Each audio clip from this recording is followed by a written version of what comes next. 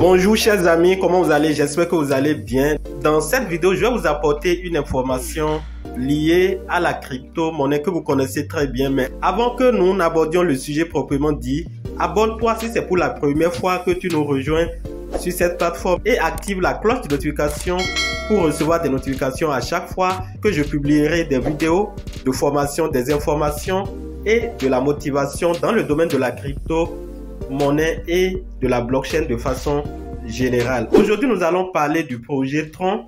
Tron est une crypto-monnaie que beaucoup de personnes connaissent. C'est une crypto-monnaie très populaire, mais il y a une situation à propos de cette crypto-monnaie et c'est cette information que j'aimerais vous apporter. Tout récemment, le projet Tron a mis en place un stablecoin. Ce stablecoin mis en place par l'équipe de Tron est appelé USDD. Ce stablecoin ne fonctionne pas comme les stablecoins centralisés tels que l'USDT, le BUSD, l'USDC, qui sont des stablecoins créés par des entreprises et qui ont des fonds de garantie en banque. Ici, c'est un stablecoin décentralisé comme le stablecoin de Luna, l'UST, et le problème qui était venu à l'UST de Luna semble venir. Selon cet article rédigé par le journal du coin, Tron est en difficulté.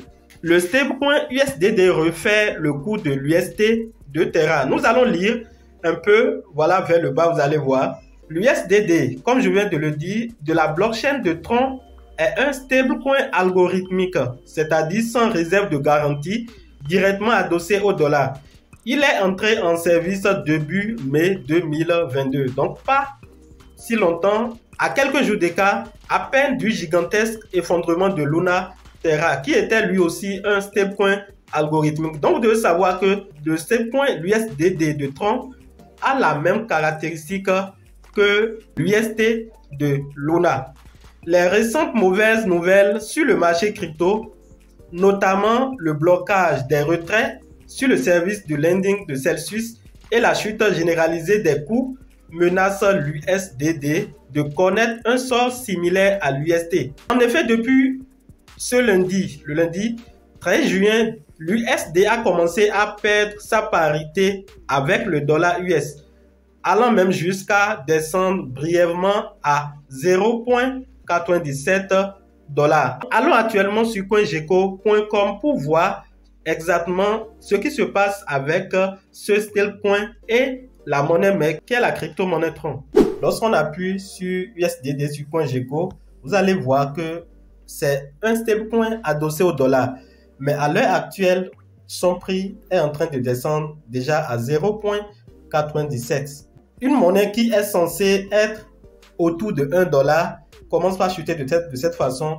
Il y a de quoi s'inquiéter. Voilà la raison pour laquelle je suis en train de faire cette vidéo pour vous informer afin que vous sachiez comment vous positionner sur le marché actuellement. Lorsque nous allons également sur la monnaie mère qui est la monnaie de Tron, vous allez voir que cette monnaie également a connu une chute depuis que son stablecoin l'USDD a commencé par chuter. Donc voilà, vous pouvez voir ici déjà il y a de cela quelques jours, il y a une chute de 0,08 $ à 0,05 $. Voilà, c'est vrai que le marché global est en chute, mais la crypto-monnaie Tron est un projet solide et vous pouvez remarquer que depuis quelques jours, malgré la baisse des autres crypto-monnaies, elle tenait quand même le coup face à ce marché baissier que nous sommes en train d'observer actuellement. Cette information, juste pour vous informer, afin que vous sachiez, surtout les traders, comment vous comporter sur le marché. Et ce que je vais donner comme conseil surtout, si vous avez des stablecoins, ne les mettez pas sur un seul actif. J'avais dit dans l'une de mes vidéos que vous devez diversifier vos portefeuilles, y compris même les stablecoins dans lesquels vous conservez vos gains. J'avais cité 3 stablecoins, à savoir l'USDT qui est pour l'entreprise qui était l'USDC qui est pour Coinbase et le BUSD de Binance. Donc vous pouvez faire une répartition sur ces 3.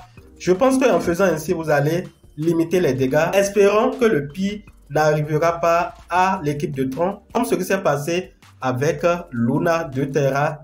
Voilà l'information que je tiens à vous apporter ce matin dans cette vidéo. J'espère qu'elle vous a été utile. Donnez un j'aime si vous avez appris quelque chose à travers cette vidéo. Et surtout, n'oubliez pas de vous abonner si vous ne l'avez pas encore fait. Et chers amis, on se dit à la prochaine fois pour d'autres vidéos. Bye.